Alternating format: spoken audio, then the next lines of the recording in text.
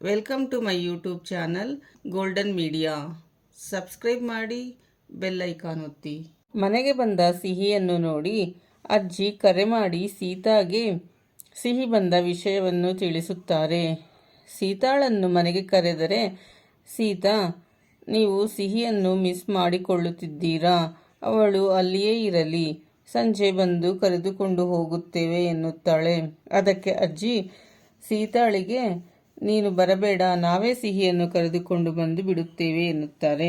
ರಾಮ ಮನೆಗೆ ಬಂದು ಮನೆಯವರ ಮುಂದೆ ಸೀತಾ ಈಗ ಡೈರೆಕ್ಟರ್ ಆಗಿದ್ದಾಳೆ ಎನ್ನುತ್ತಾನೆ.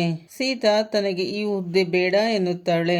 ಆಗ ದೇಸಾಯಿರವರು, ನಮ್ಮ ರಾಮನ ಜೊತೆ ನಿನ್ನ ಆಲೋಚನೆಗಳು ಸೇರಿಕೊಂಡರೆ ನಮ್ಮ ಕಂಪನಿ ಇನ್ನೂ ಬೆಳೆಯುತ್ತದೆ. ನೀನೇನು ನಮ್ಮ ಕಂಪನಿಗೆ ಹೊಸಬಳಲ್ಲ, ನೀನು ಆ ಸ್ಥಾನಕ್ಕೆ ಅರ್ಹತೆ ಇರುವವಳು.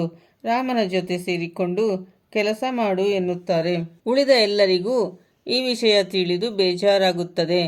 ಆದರೂ ಎಲ್ಲರೂ ಶುಭಾಶಯ ಕೋರುತ್ತಾರೆ. ಭಾರ್ಗವಿರವರು ಮದುವೆಯಾದ ಕೂಡಲೇ ಸೀತಾಳಿಗೆ ತುಂಬ ಜವಾಬ್ದಾರಿ ಹೊರಿಸುತ್ತಿದ್ದೀಯಾ, ಸ್ವಲ್ಪ ದಿವಸವಾದರೂ ನಮ್ಮ ಜೊತೆ ಮನೆಯಲ್ಲಿಯೇ ಇದ್ದಿದ್ದರೆ ಚೆನ್ನಾಗಿತ್ತು ಎನ್ನುತ್ತಾರೆ. ಆಗ ರಾಮ, ಚಿಕ್ಕಿ, ಸೀತಾರವರು ಮೀಟಿಂಗ್ ಇದ್ದಾಗ ಆಫೀಸ್ಗೆ ಬಂದರೆ ಸಾಕು, ದಿನಾಲೂ ಆಫೀಸ್ಗೆ ಬರುವ ಅವಶ್ಯಕತೆ ಇಲ್ಲ ಎನ್ನುತ್ತಾನೆ. ವಿಶ್ವನಿಗೆ ತುಂಬ ಬೇಜಾರಾಗುತ್ತದೆ. ನಿನ್ನೆ ಮೊನ್ನೆ ಬಂದ ಸೊಸೆಗೆ ಸಿಗುವಷ್ಟು ಮರ್ಯಾದೆಯೂ ಮನೆ ಮಗನಾಗಿ ನನಗೆ ಸಿಗುತ್ತಿಲ್ಲ ಎನ್ನುತ್ತಾರೆ. ಅಪ್ಪನಿಗೆ ಮಗನಿಗಿಂತ ಮೊಮ್ಮಗನ ಮೇಲೆಯೇ ಹೆಚ್ಚು ನಂಬಿಕೆ. ಏನು ಮಾಡುವುದು, ಹೀಗಾಗುತ್ತದೆ ಎಂದು ತಿಳಿದಿರಲಿಲ್ಲ ಎನ್ನುತ್ತಾರೆ. ಭಾರ್ಗವಿರವರು, ಕೆಟ್ಟ ಮೇಲೆ ಬುದ್ಧಿ ಬಂದಿದೆಯಾ? ಇದನ್ನೇ ನಾನು ಯಾವಾಗಲೂ ಹೇಳುತ್ತಿದ್ದುದು. ಇದನ್ನು ಹೇಳಿದರೆ ನೀನು ನನ್ನನ್ನು ವಿಲನ್ ಥರ ನೋಡುತ್ತಿದ್ದೆ. ಇಲ್ಲಿ ಯಾರೂ ಯಾವುದನ್ನೂ ದಾನ ಮಾಡುವುದಿಲ್ಲ. ನಮಗೆ ಬೇಕಾದುದನ್ನು ನಾವೇ ಪಡೆಯಬೇಕು.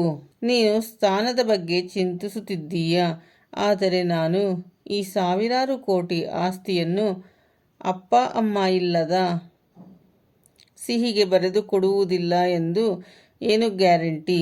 ಆಮೇಲೆ ನಮ್ಮ ಮಗನಿಗೂ ನಿನ್ನ ಗತಿಯೇ ಬರುತ್ತದೆ. ಯೋಚನೆ ಮಾಡು. ಇನ್ನು ನಿನ್ನ ಅತ್ತಿಗೆ ಎಲ್ಲ ಆಸ್ತಿಯನ್ನು ರಾಮನ ಹೆಸರಿಗೆ ಬರೆದಿದ್ದರೆ ಬೇರೆ ಯಾರಿಗೂ ಆಸ್ತಿ ಸಿಗುವುದಿಲ್ಲ ಎಂದು ವಿಶ್ವರಿಗೆ ಹೇಳುತ್ತಾರೆ. ಸಿಹಿಗಾಗಿ ಮನೆಯವರು ಕಾಯುತ್ತಿರುತ್ತಾರೆ. ಅವಳು ಬರುವಷ್ಟರಲ್ಲಿ ರಾಮ ಗಾಬರಿಯಾಗುತ್ತಾನೆ.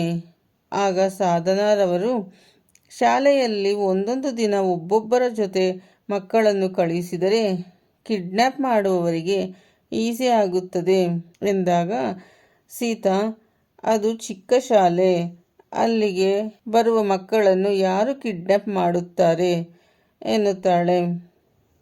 ಆಗ ಭಾರ್ಗವಿರವರು, ಈಗ ಸಿಹಿ ವಟಾರದ ಮಗುವಲ್ಲ, ದೇಸಾಯಿ ಮನೆಯ ಮಗು ಎನ್ನುತ್ತಾರೆ.